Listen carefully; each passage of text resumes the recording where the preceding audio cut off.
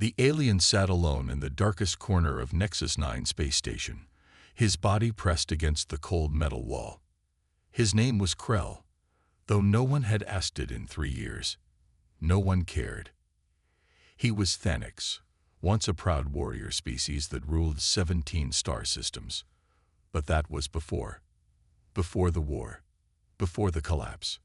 Before everything turned to ash. Now Krell was just another refugee. Another beggar. Another piece of trash that people stepped over on their way to somewhere important. His 6 arms trembled as he held out a small metal cup, hoping for credits. Any credits. Even one would buy him enough nutrition paste to survive another day. His once bright blue skin had faded to a sickly gray. His natural armor plating, which used to shine like polished steel, was now cracked and dull. He hadn't eaten real food in 2 weeks. Around him, Nexus 9 buzzed with life and activity. Thousands of beings from 100 different species walked through the main plaza every hour. Merchants shouted about their goods. Ship crews laughed together heading to bars.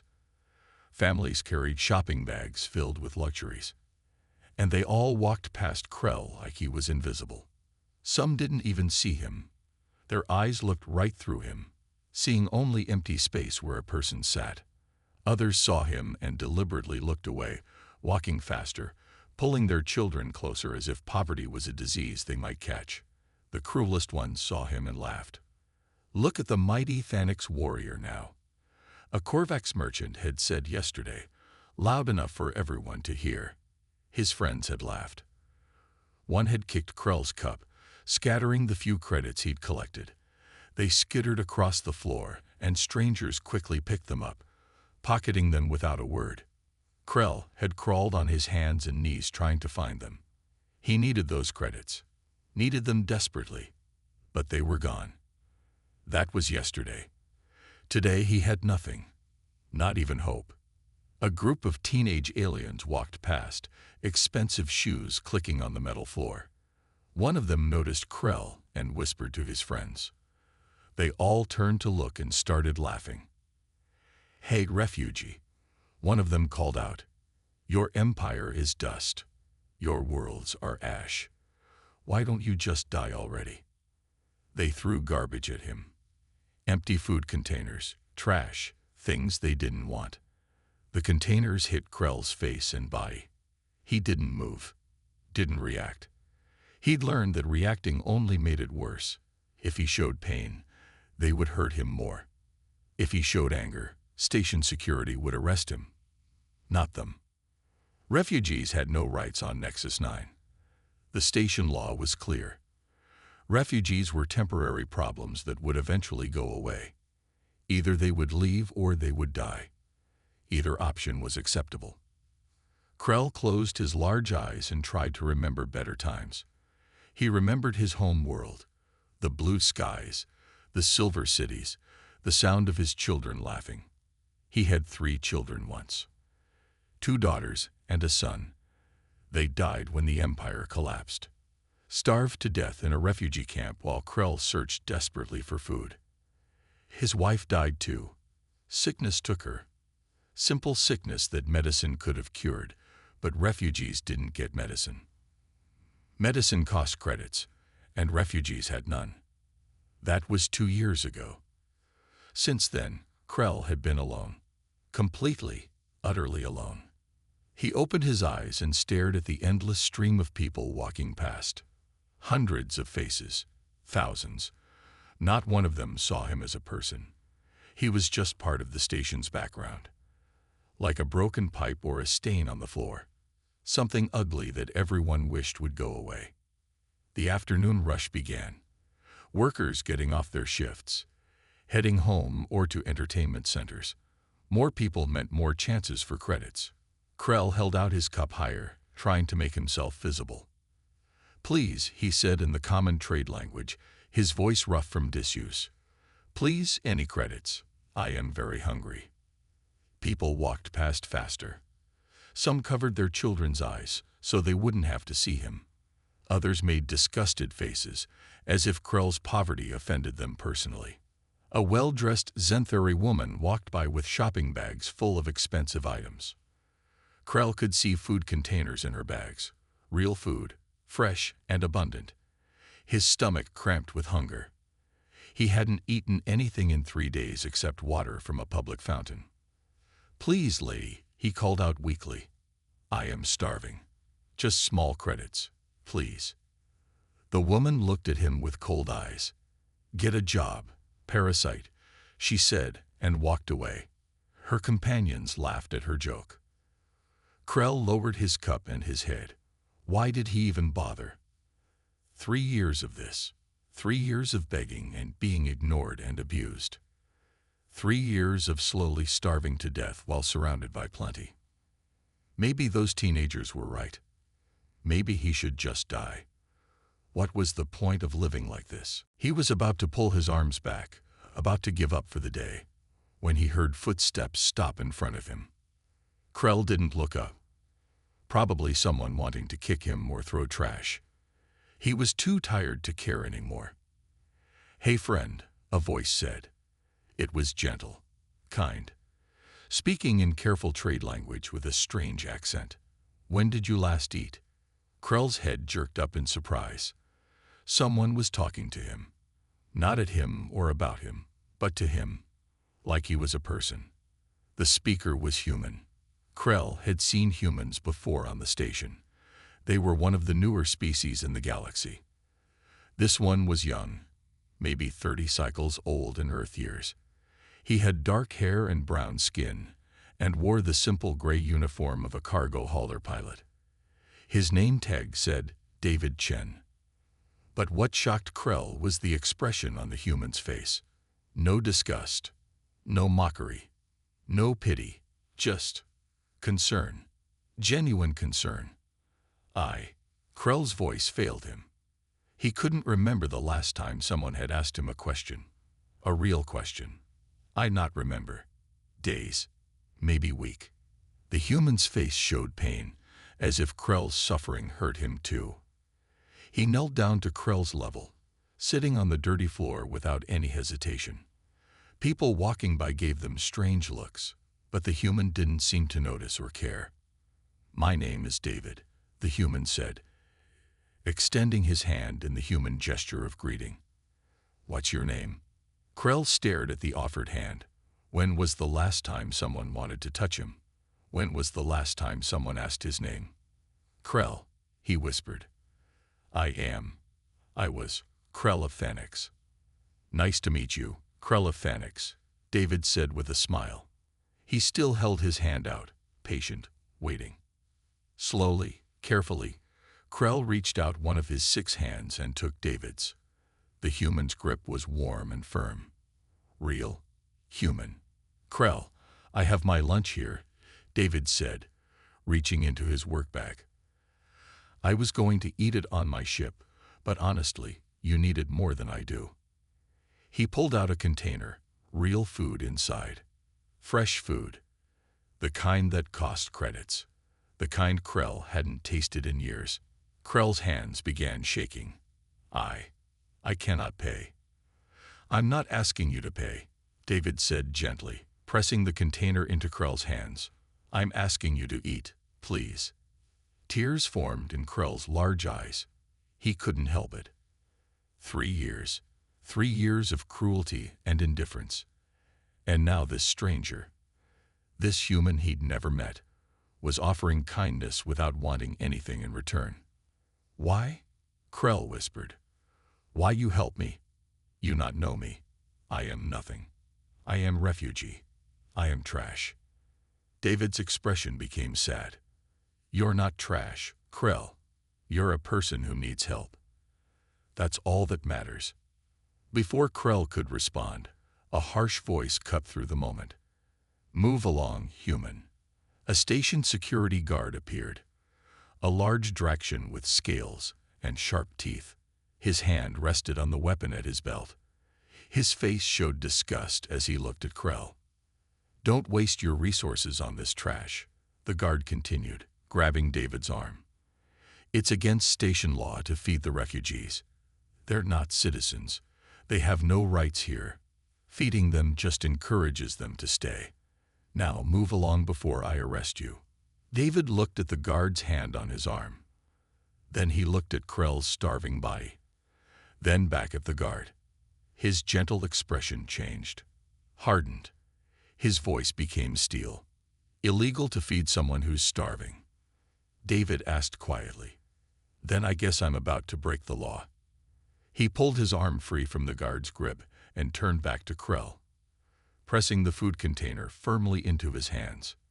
Eat, friend, David said clearly, loudly enough for the gathering crowd to hear. Don't let anyone stop you. The guard's face turned angry red. You're under arrest for what? David interrupted, standing up to face the guard. He wasn't as tall or as strong as the Draxian, but he didn't back down. For being a decent person. For not letting someone starve to death. Arrest me then. Go ahead. People were stopping now, watching the confrontation. A crowd was forming. Krell held the food container to his chest, trembling, unable to believe what was happening. This human, this stranger, was risking arrest for him. Was standing up to station authority. Was treating Krell like someone worth defending. The guard looked uncertain now. He hadn't expected resistance. Most beings obeyed station security without question. The law is clear, the guard said, but his voice was less confident now. Refugees must not receive aid. They must leave the station. Leave to where? David asked loudly, turning to address the crowd. His home world is destroyed. His empire collapsed. Where exactly should he go? The guard had no answer. Neither did anyone in the crowd. They just stood there, uncomfortable, realizing that their convenient solution, ignore the problem until it goes away, wasn't actually a solution at all. David turned back to Krell and smiled. Eat, Krell. You need your strength. Krell looked down at the food container in his hands, at this impossible gift from an impossible stranger, at this human who had stopped when everyone else walked past.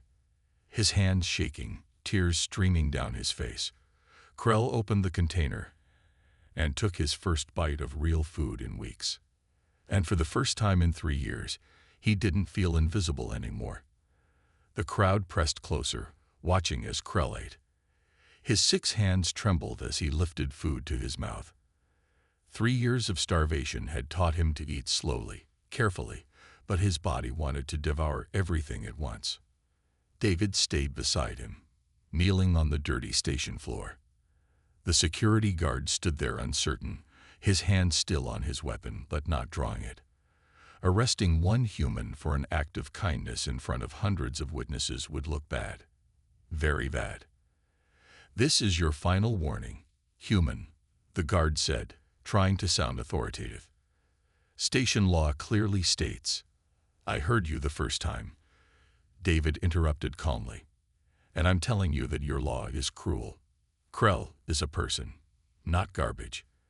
If your law says I can't feed a starving person, then your law is wrong. Gasps rippled through the crowd. No one challenged station authority like this. It was dangerous. Guards had power here. They could arrest you, fine you, even deport you if they wanted. But David didn't seem afraid. The guard's face flushed with anger. You dare? Yes, I dare, David said, standing up now to face the guard directly. I dare to show basic decency. I dare to treat another living being with respect.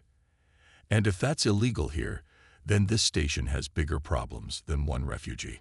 Krell stopped eating and tried to stand, his legs weak but his will strong.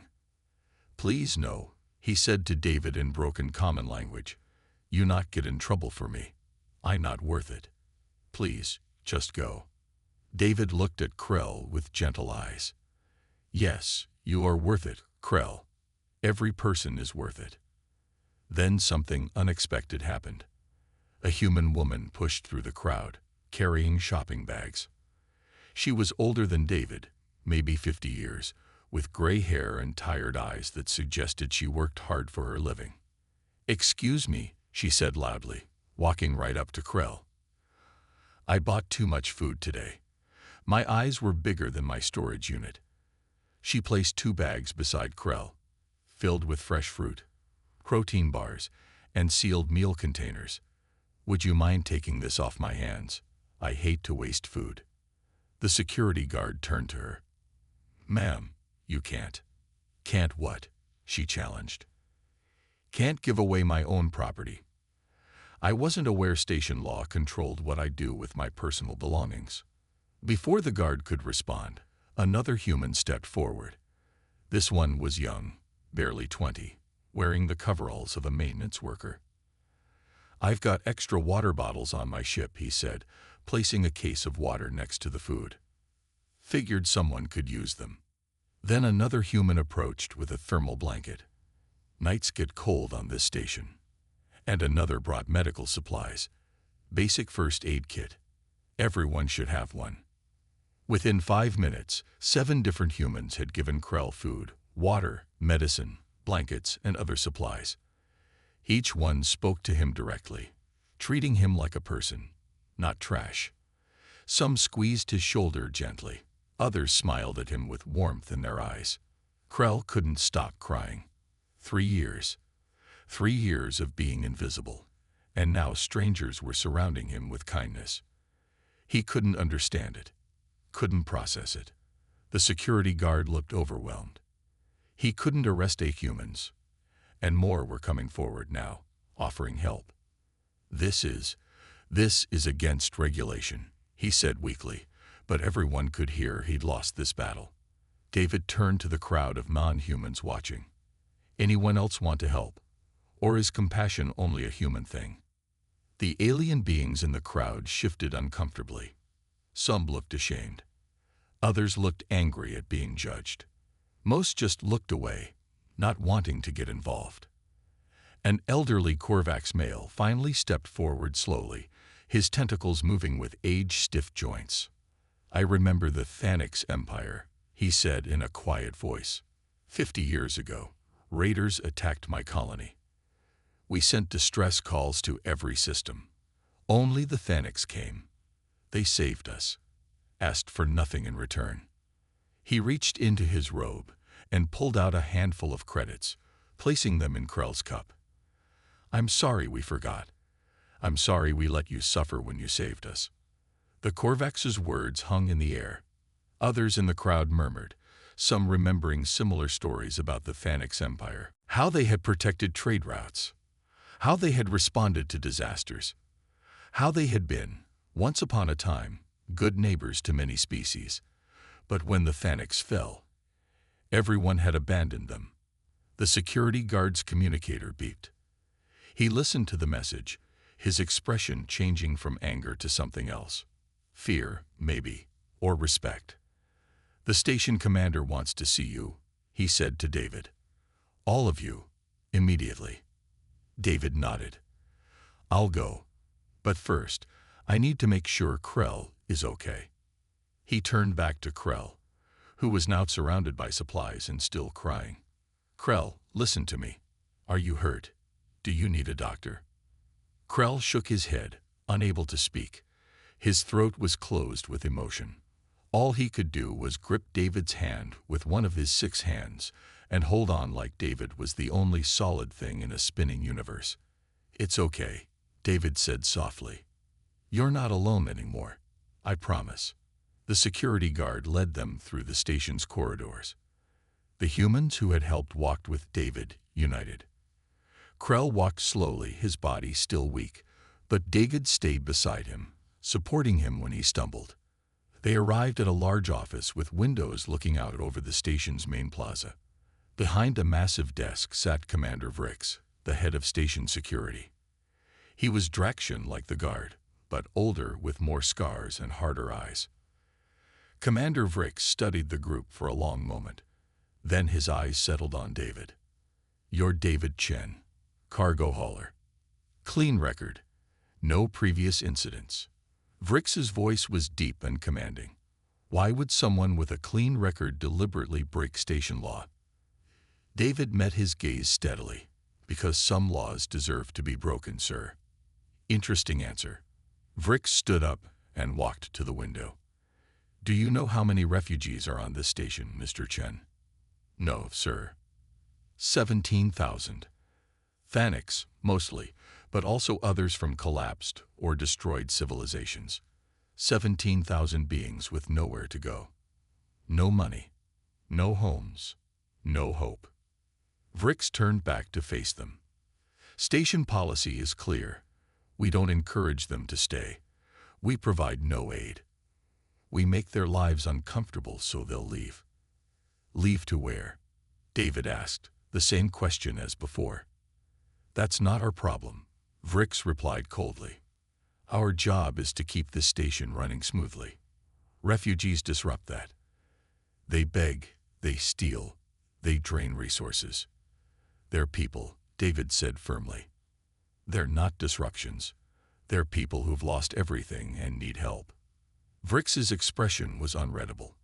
Tell me, Mr. Chen, why did you help this particular Thanix? Why him and not the thousands of others? David looked at Krell standing beside him. Because he was right there in front of me. I saw him suffering and I couldn't walk past. That's all. That's all. Vrix repeated. You risk arrest just because you couldn't walk past. Yes, sir. Vrix was silent for a long moment. Then he did something no one expected. He sat down heavily in his chair and put his face in his hands. 40 years ago, he said quietly, I was a young soldier on my homeworld. Raiders came. Thousands of them. We had no military, no defenses. We were scientists and farmers, not warriors. He looked up, his eyes meeting Krell's. We sent distress calls across the galaxy. Begged for help. Most species ignored us. Too far away, they said. Too expensive. Not their problem. Vrix stood up and walked directly to Krell. But the Thanix Empire answered. Your warriors came. They fought the raiders for 3 weeks. 200 of your people died protecting my world. Die for strangers. He placed his hand on Krell's shoulder. When the battle was over, my father asked your commander what payment the Thanix wanted. Territory?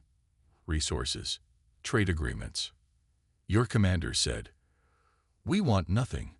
We came because you needed help. That is enough. Tears appeared in Vrix's eyes. 2 billion of my people are alive because of the Thanix. And when your empire fell, when you needed help, we walked past. We let you starve. We called you trash. The office was completely silent. Everyone stared at Vrix as he stood there crying, this powerful commander showing his shame openly. I walked past you in that plaza, Vrix said to Krell. Every day for 3 years, I saw you begging. And I did nothing. I told myself it wasn't my responsibility. That station law was clear. That you were just another refugee problem. He turned to David.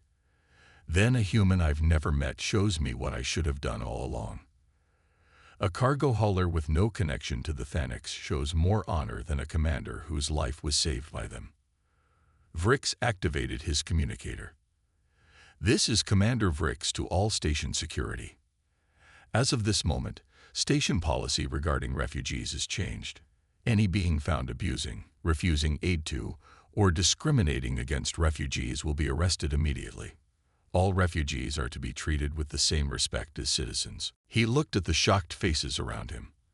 Additionally, we will establish food distribution centers, medical facilities, and job placement services for all refugees. The station council will argue about funding, but I don't care. We'll find the money. But sir, the security guard said hesitantly, the council will never approve. Then they can remove me from command, Vrix interrupted. But I will not continue enforcing laws that are evil. Mr. Chen is right. Some laws deserve to be broken. He turned back to Krell. I can't bring back your empire. I can't return what you lost. But I can give you dignity. I can give you safety. And I can say what should have been said 3 years ago. I'm sorry. We all are. Krell stood there, overwhelmed. His legs felt weak. His mind couldn't process what was happening. 3 years of suffering, and suddenly everything was changing because one human refused to walk past. Why? Krell whispered, looking at David. Why humans different? Why you care when no one else does? David thought about the question carefully. On Earth, our homeworld, everything tries to kill us. The weather, the animals, the diseases, even the plants can be deadly. Earth is what other species call a Class 12 death world. He looked around at the different species in the room. For millions of years, humans died constantly. We should have gone extinct 1,000 times, but we didn't. You know why? No one answered. Because we helped each other, David continued. A human alone on Earth dies quickly, but humans together. We conquered the entire planet. We learned that the only way to survive is to take care of each other. All of us. Not just family or friends, but strangers too. Because today's stranger might save your life tomorrow. He placed his hand on Krell's shoulder. Where I come from, walking past someone in need isn't just cruel. It's stupid. It's throwing away someone who might help you someday. It's breaking the one rule that kept humanity alive. We don't abandon each other. Krell finally collapsed. The emotion, the food, the sudden change from despair to hope. It was too much. David caught him as he fell. Medical team to Commander Vrick's office immediately. Vrick shouted into his communicator. As they waited for help, Krell looked up at David with tears streaming down his face. You saved me. You saved all of us. How I repay? I have nothing. I am nothing. David smiled gently. You're not nothing, Krell. You're my friend. And friends don't need to repay each other. They just need to be there. Medical teams arrived and began treating Krell. As they worked, word of what happened spread across the station like wildfire. Within hours, every being on Nexus 9 knew the story. The human who stopped. The commander who changed everything. The refugees who finally had hope. And somewhere in that story was a lesson the galaxy had forgotten. That kindness isn't weakness. That compassion isn't foolish. That sometimes the strongest thing you can do is stop and help someone who has nothing to give you in return. The humans had remembered that lesson. Now it was time for the rest of the galaxy to learn it again. Krell woke up 3 days later in a place he didn't recognize. The ceiling was white and clean. Soft lights glowed overhead. Machines beeped quietly around him, monitoring his vital signs. He was lying on something soft. A real bed with actual sheets. For a moment, he thought he was dreaming, or dead. Then pain reminded him he was alive. His body ached everywhere. His muscles screamed from years of malnutrition. But it was good pain. Healing pain.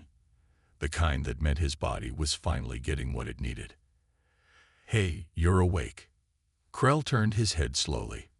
David sat in a chair beside the bed, reading something on a tablet. When he saw Krell's eyes open, he smiled that same gentle smile from the plaza. Welcome back, friend. You gave us a scare. Krell tried to speak, but his throat was dry. David quickly poured water from a pitcher and helped him drink. The water was cold and clean and tasted like the most precious thing in the universe. Where am I? Krell managed to ask. Station Medical Center. You collapsed in Commander Vrick's office 3 days ago. The doctors said you were severely malnourished and dehydrated. Your body basically shut down from starvation. Krell looked around the room. It was a proper medical facility, not the back alley clinics where refugees sometimes went when they were desperate. Those places charged credits refugees didn't have and turned away anyone who couldn't pay immediately. I cannot pay for this, Krell said, panic rising in his chest. They will arrest me. They will. Easy, easy, David said, placing a calming hand on Krell's arm. You're not paying anything. Commander Vrick ordered that all refugees receive free medical care now. Things have changed, Krell. A lot has changed. Before Krell could respond, the door opened. A Valorian doctor entered, tall, elegant, with silver skin and 4 arms. Krell recognized the species. They ran many of the medical facilities on Nexus 9. 3 years ago, Krell had come to this very facility when he was sick with fever. They had turned him away at the entrance. No credits, no treatment, they had said. He'd nearly died in an alley that night. Now that same species was entering his room with a medical scanner. "Good morning, Krell," the doctor said in a professional but kind voice. "I am Dr. Celine. How are you feeling today?" Krell stared at her, unable to answer. Why was she being kind? Why wasn't she throwing him out? Dr. Celine seemed to understand his confusion. She sat down on the edge of his bed, her expression becoming sad. "Krell, I need to apologize to you. 3 years ago, you came to this facility seeking help. You were sick, possibly dying. And I turned you away. I followed station policy. I told myself I was just doing my job." Her voice broke slightly. "But I'm a doctor. My job is to heal, not to judge who deserves healing. I failed you. I failed my oath. And I am deeply, deeply sorry." Tears formed in Krell's eyes again. He seemed to cry constantly now. 3 years without tears, and now they wouldn't stop. "I don't understand," he whispered. "Why you help now? What changed?" Dr. Celine looked at David. A human showed us what we should have been doing all along. He showed us that our policies were cruel, that we had become monsters hiding behind rules and regulations. She turned back to Krell. "Station policy has changed. All refugees now receive free medical care, food assistance, and housing support. Commander Vrix announced it station-wide. Anyone who refuses to help refugees or who abuses them will be arrested." Krell couldn't believe what he was hearing. But why? Why now? For 3 years, nothing. For 3 years, we starve, and no one cares. Then one human feeds me and everything changes. Because shame is powerful, Dr. Celine said quietly. When David challenged that security guard, when he publicly refused to follow an unjust law, it made all of us look at ourselves. It made us ask, what have we become? When did we decide that letting people starve was acceptable? She stood up and checked his vital signs on the medical monitors. "Your recovery is progressing well. You'll need to stay here for at least 2 more weeks. Your body needs time to heal from years of malnutrition. But you will recover, Krell. You will be strong again." After Dr. Celine left, Krell looked at David. "How long you been here?" "Pretty much the whole time," David admitted. "I sleep in that chair sometimes. The nurses keep telling me to go home. But," he shrugged, "I wanted to make sure you were okay. You have job. You have life. Why you waste time on me?" David leaned forward, his expression serious. "Krell, you're not a waste of time. You're my friend. And friends take care of each other. That's just how it works. But you barely know me." "I know enough," David said. "I know you survived 3 years of hell without losing your kindness. When I gave you food, you didn't grab it selfishly. You hesitated, worried about taking something I needed. That tells me who you are." Over the next days, Krell stayed in the medical center, slowly regaining his strength. David visited every day, sometimes bringing other humans with him, the ones who had helped in the plaza. They brought books, entertainment tablets, and most importantly, stories. They told Krell about Earth, about the death world where everything tried to kill humans, about how humans learned to help each other because it was the only way to survive, about how that lesson became part of their culture, their identity. And slowly, Krell began telling his own story, about the Phanex Empire at its height, about his family, about his life as a warrior.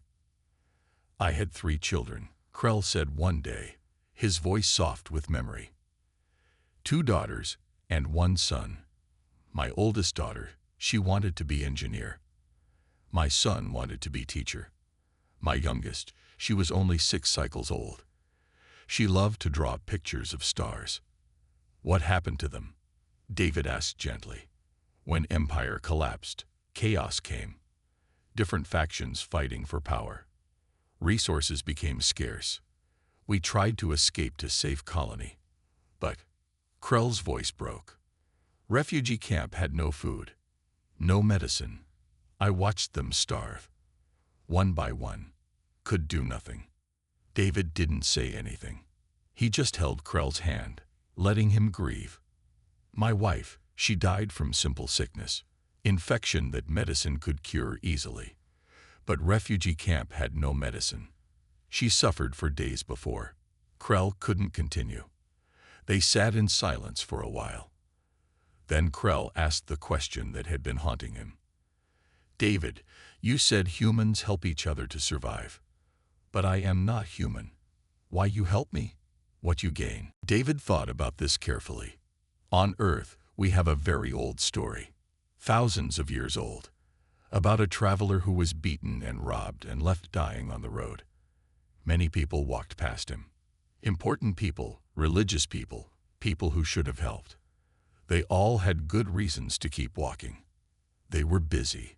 It wasn't their responsibility. Helping might be dangerous. Finally, a stranger stopped.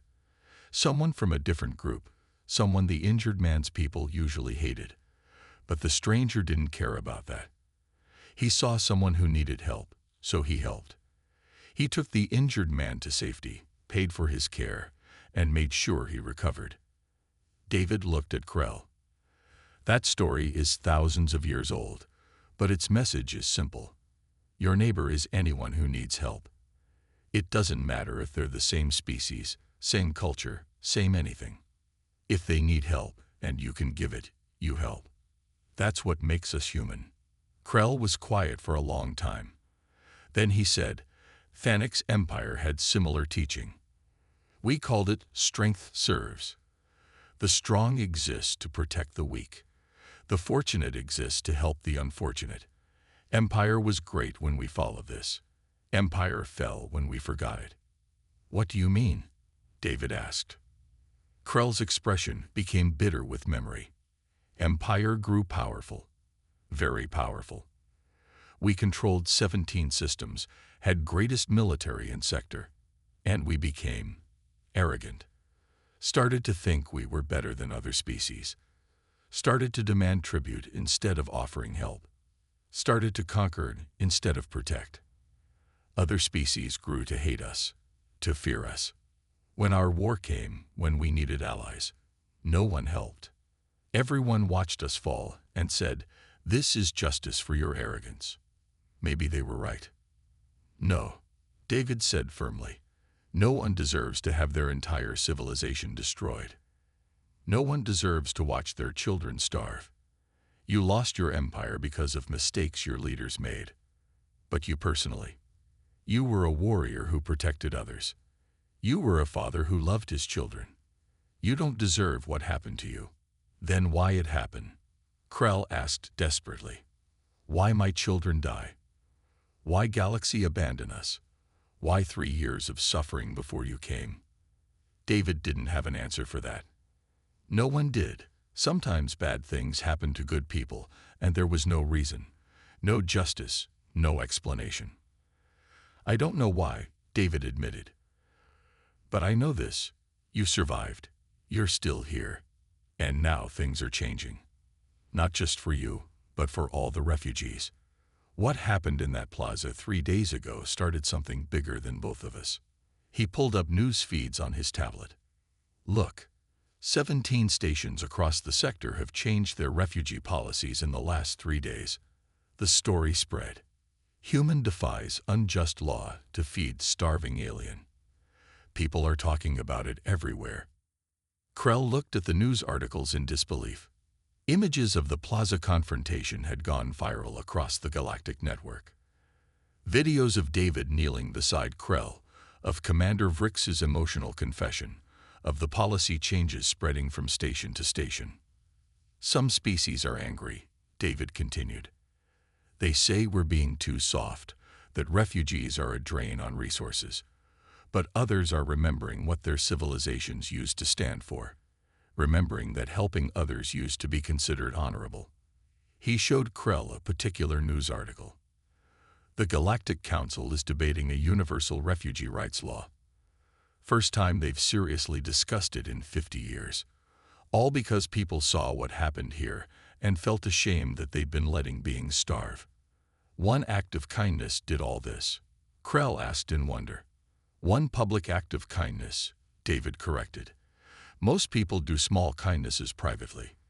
But when someone does it publicly, when they openly challenge unjust systems, it gives others permission to do the same. It starts a movement. Over the following weeks, Krell recovered physically.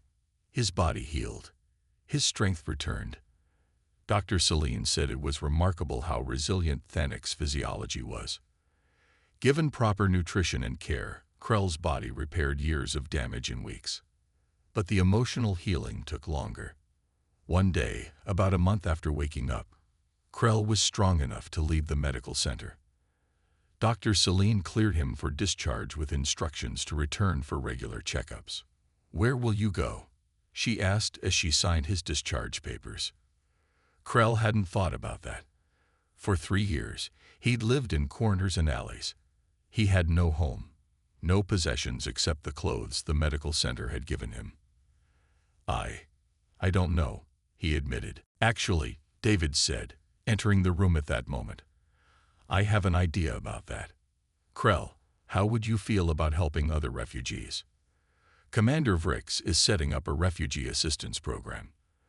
They need someone who understands what refugees go through. Someone who can help coordinate services, speak to newly arrived refugees, make sure the new policies actually work. Me? Krell asked in disbelief. I am just Beggar. I have no skills for this. You have the most important skill, David replied.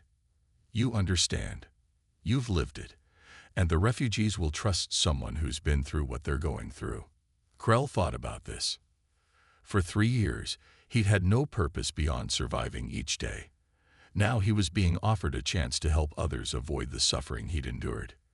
Yes, he said quietly. Yes, I do this. I help. David smiled. Good, because there are 16,999 other refugees on this station who need what you needed. Someone to see them. Someone to care. Someone to prove they're not invisible. Krell felt something he hadn't felt in 3 years. Purpose, hope, a reason to live beyond just existing. I will not let them suffer like I suffered, he said with determination.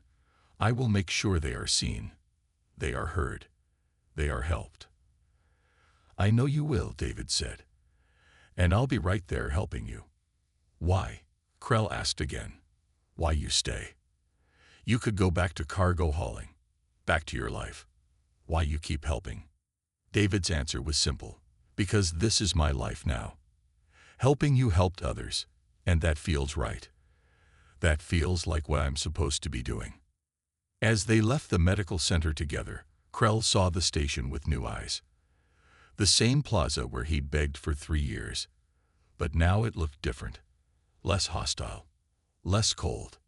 And in the corner where he used to sit, another refugee was begging. A Cathar this time, thin and desperate. Without hesitation, Krell walked over and knelt down beside them, just as David had knelt beside him. Hello, friend, Krell said gently in trade language.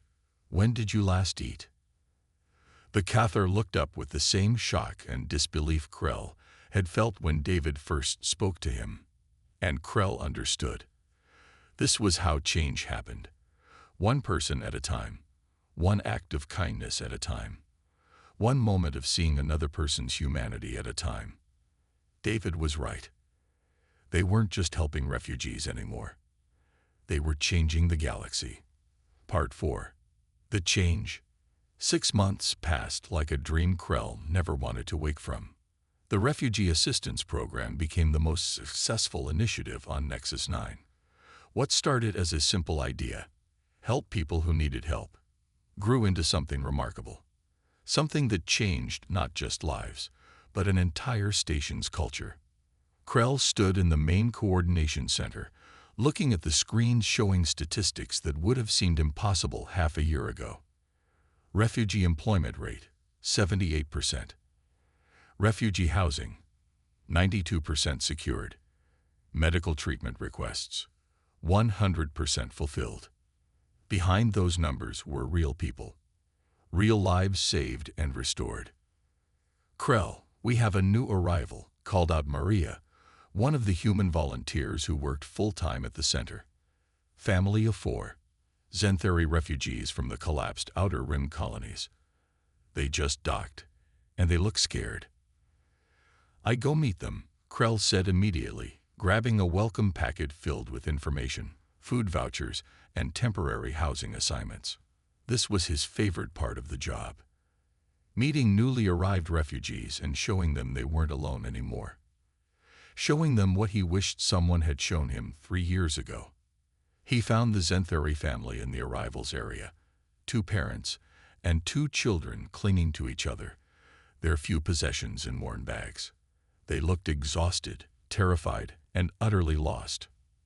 Krell approached slowly, making himself appear non-threatening despite his large Thenix frame. "Hello," he said gently in trade language. "Welcome to Nexus 9. My name is Krell. I am here to help you." The father stepped protectively in front of his family. "We have no credits for docking fees. We will work. We will do anything. Please, just don't send us away. Children are hungry." Krell's heart ached. He remembered saying similar words. Remembered that same desperation. "You not need credits," Krell said softly. "Station has refugee assistance program now. We provide housing, food, medical care, and job training. All free. All because you are people who need help." The father stared at him in disbelief. This is trick. What you want from us?" "I want nothing except to help you," Krell replied. "I was refugee like you. I was starving on this station for 3 years. Then someone helped me. Now I help you. This is how it works." He held out the welcome packet. "Here, food vouchers good for 1 month while you settle. Temporary housing assignment in refugee quarter. Clean, safe, free. Medical center will see children today. Make sure they are healthy. Job training program starts next week." The mother began crying. "Why? Why you do this for strangers?" Krell smiled, remembering asking David the same question. "Because you are not strangers. You are people who need help. That is all that matters." He led the family to the refugee quarter, which had transformed dramatically in 6 months. What was once a neglected section of the station was now a thriving community. Clean streets, maintained buildings, gardens growing fresh food, children playing safely. Other refugees greeted the new family warmly, welcoming them in multiple languages. Someone brought fresh fruit for the children. Someone else offered to show them the community center where language classes and job training happened. This was what Krell was most proud of. Not just that refugees were surviving, but that they were thriving. Building community, supporting each other, creating something beautiful from shared suffering. Later that afternoon, Krell attended a meeting in Commander Vrick's office. David was there too, along with Dr. Celine, and several other key people who ran the assistance program. "The numbers continue to improve," Vrick said, showing graphs on his screen. "Refugee crime rate is down 92% because people aren't desperate anymore. Station productivity is up because refugees are now contributing workers. And most importantly, mortality rate among refugees has dropped to nearly 0. He looked directly at Krell. "When you were begging in that plaza, we averaged 3 refugee deaths per week on this station. Starvation, disease, violence. Now we've had no refugee deaths in 4 months. You saved thousands of lives, Krell. Not me, Krell corrected. David saved me. I just helping others like he helped me. You're both heroes, Dr. Selene said. But there's something else. The Galactic Network has been covering your program extensively. Other stations are copying what we're doing here. 17 stations have implemented similar programs. The Galactic Council is about to vote on universal refugee rights. David pulled up a news feed. Look at this headline. The Nexus 9 model. How one station solved the refugee crisis. We're becoming famous for doing the right thing. Famous is not important, Krell said. Helping is important. But fame helps spread the helping, Vrix pointed out. When other stations see our success, they want to copy it. Your story, the beggar who became the helper, it's inspiring beings across the galaxy. Krell felt uncomfortable with that idea. He didn't want to be inspiring or famous. He just wanted to help people. As if reading his thoughts, David said, I know you don't like the attention, Krell, but think about what it means. Every station that copies our program saves thousands of lives. Your suffering, as terrible as it was, is now preventing others from suffering the same way. That perspective helped. If his story could prevent others from experiencing 3 years of starvation and abuse, then maybe it had meaning beyond just pain. There's something else, Vrix said, his tone becoming more serious. I've received a communication from the Thanix Council in Exile. They want to meet you, Krell. Krell froze. The Council in Exile was what remained of the Thanix government, a handful of former officials scattered across the galaxy, trying to coordinate the scattered remnants of their species. Why they want meet me? Krell asked nervously. Because you've become a symbol, Vrix explained. The Thanix refugee who survived and now helps others. They want you to speak at the Galactic Council about the refugee rights proposal. They think your testimony could make the difference. I am not speaker, Krell protested. I am not politician. I just help people. That's exactly why you should do it, David said. The council doesn't need another politician giving pretty speeches. They need someone real. Someone who lived through hell and came out the other side. Someone who can look them in the eyes and tell them the truth. Krell stepped back from the platform. The chamber remained silent for a long moment. Then, slowly, one delegate stood and began to applaud. Then another. Then another. Within seconds, hundreds of delegates were standing, clapping, some with tears in their eyes. The vote happened 3 hours later. Universal refugee rights law passed by an overwhelming majority. Outside the council chambers, Krell collapsed into a chair, exhausted and shaking. David sat beside him, smiling. You did it, David said. You changed galactic law. Billions of refugees across the galaxy will be protected now because of what you said today. No, Krell replied. You did it. You started everything. We did it together, David corrected.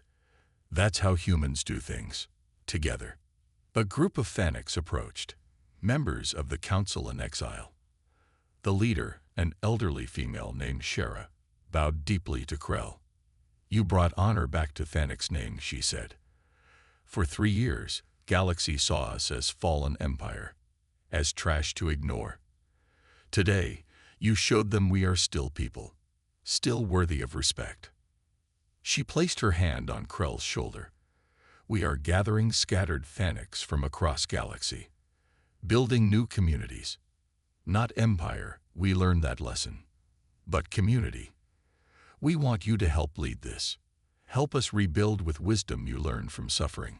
Krell looked at David, uncertain. It's your choice, David said. But I think you'd be great at it. I try, Krell said. I help build something better than what we lost. 1 year after David stopped in the plaza, Nexus 9 held a celebration. The anniversary of the day everything changed. That's what people called it now. The plaza was filled with beings from dozens of species. Refugees who were now citizens. Humans who volunteered at the assistance center.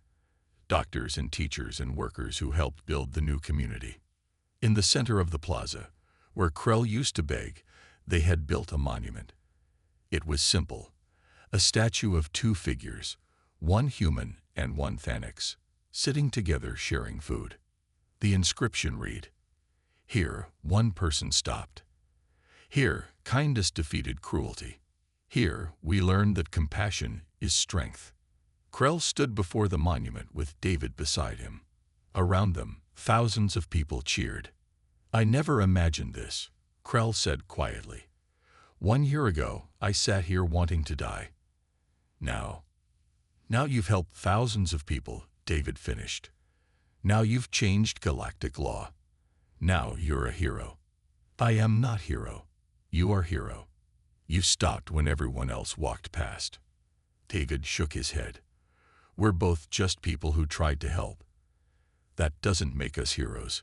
It just makes us decent." Commander Vrix approached, carrying 2 medals. "The Galactic Council asked me to present these. The Star of Compassion, highest civilian honor. For both of you." As Vrix placed the medals around their necks, the crowd cheered louder. Later, at a private dinner with friends and volunteers, Krell raised his glass. "I want to say thank you," he said to everyone present. "Thank you to David, who saw me when I was invisible. Thank you to Commander Vrix, who had courage to change. Thank you to Dr. Celine, who remembered her oath to heal. Thank you to all volunteers who help every day." He paused, emotion thick in his voice. "1 year ago, I lost everything. I was broken. I was nothing. But you showed me that nothing can become something. That suffering can become purpose. That one act of kindness can change galaxy." To kindness, everyone cheered, raising their glasses. As the celebration continued, Krell and David stepped outside for some quiet. Krell looked at his friend. "You think I should do this?" "I think you're the only one who can," David replied. "But I'll go with you.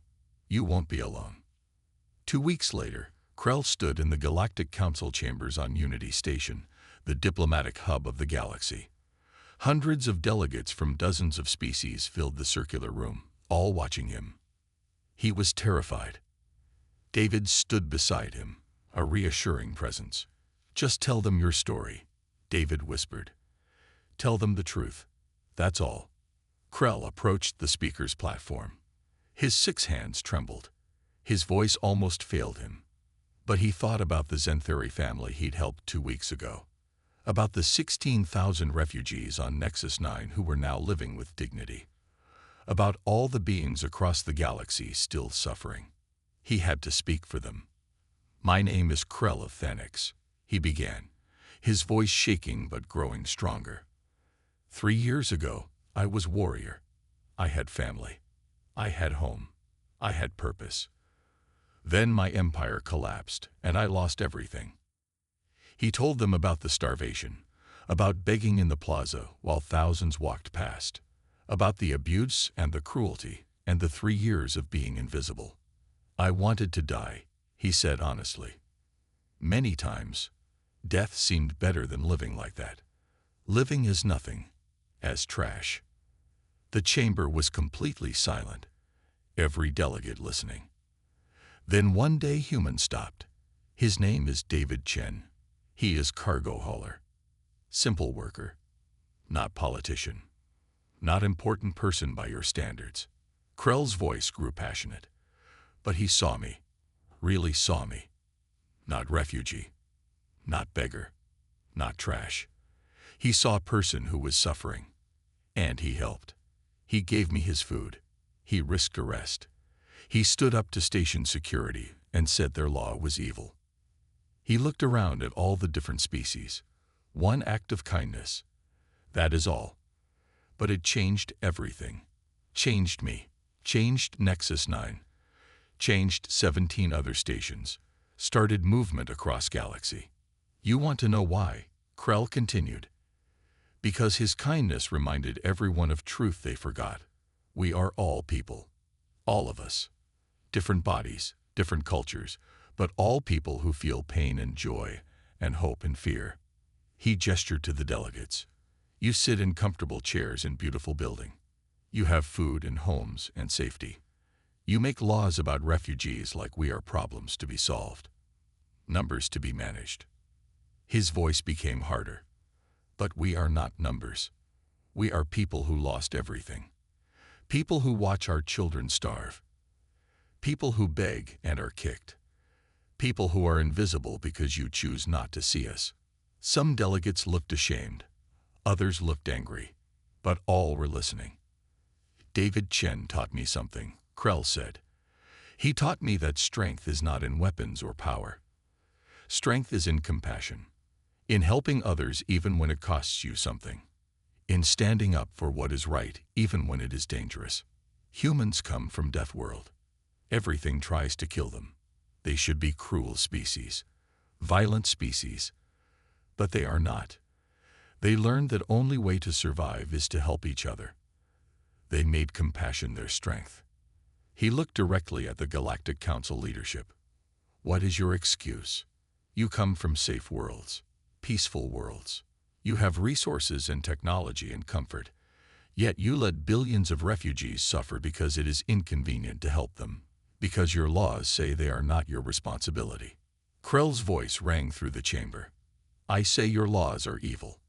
I say any civilization that can help but chooses not to is not really civilized.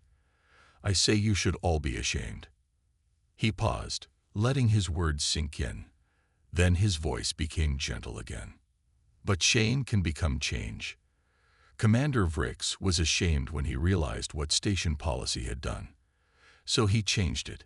Now, Nexus 9 is better for everyone. Refugees contribute instead of suffer. Station is safer, more productive, more united. This is what I ask from you, Krell finished. Pass universal refugee rights law. Require all stations and colonies to provide basic assistance. Make it illegal to let people starve when you have food. Make it illegal to turn away sick when you have medicine. Make it illegal to be cruel when you have choice to be kind. He spread his 6 arms wide. I stand here alive because one human chose kindness.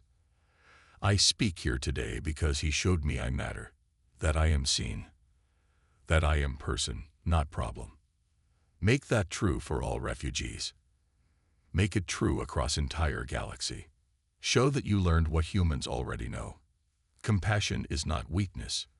It is greatest strength any civilization can have. What will you do now? David asked.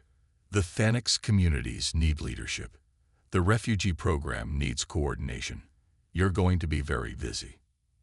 Yes, busy, Krell agreed. But good busy. Purpose busy. He looked at his friend. What you do? Go back to cargo hauling. David laughed. Actually, I've been thinking about that. I'm not very good at cargo hauling anymore. I keep stopping to help people instead of delivering on time. I think I found my real purpose. What is that? Teaching, David said.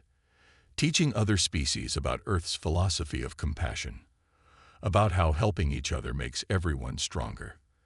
The Galactic Council asked me to start a cultural exchange program. Krell smiled. That is perfect for you. You are natural teacher. They stood in comfortable silence, watching the stars through the station's transparent dome. Can I tell you something? Krell asked. Something I never said. Of course. When you stopped that day in Plaza, when you called me friend, that was first time in 3 years anyone called me anything except trash or refugee. That one word, friend, it gave me reason to live. Krell turned to face David, tears in his eyes. You saved my life. Not just my body, my soul. You reminded me I am person. I matter. I am seen. He did something he'd wanted to do for a year. He knelt before David, spreading all 6 arms wide in the traditional Thanix gesture of deepest gratitude. David Chen of Earth, I owe you life debt. I owe you everything. How I can ever repay what you gave me. David knelt down to Krell's level, just like he had in the plaza a year ago. You already have, David said gently. You helped thousands of others. You changed galactic law. You took your suffering and turned it into compassion. That's the best repayment I could ever ask for. He helped Krell stand. But there's something you need to understand. I didn't give you anything. I just reminded you of what you already had. Dignity, worth, humanity. Those things were always there. You never lost them, even when everyone treated you like you had. You're a good person, Krell. You always were. I just helped you remember that. Krell embraced his friend, crying freely now. These weren't tears of sadness anymore. They were tears of gratitude, of joy, of healing. Thank you, he whispered. Thank you for stopping. Thank you for seeing me. Thank you for being my friend. Always, David promised. Friends don't abandon each other. That's the rule. As they stood there, two beings from different worlds united by kindness, Krell understood something profound. His 3 years of suffering hadn't been meaningless. The pain he'd endured had taught him compassion. It had given him the ability to help others who suffered.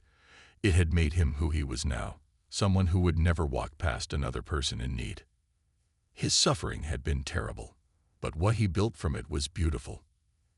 And across the galaxy, in thousands of stations and colonies, refugees who once felt invisible were now being seen, being helped, being treated with dignity. All because one human refused to walk past. All because one act of kindness started a revolution.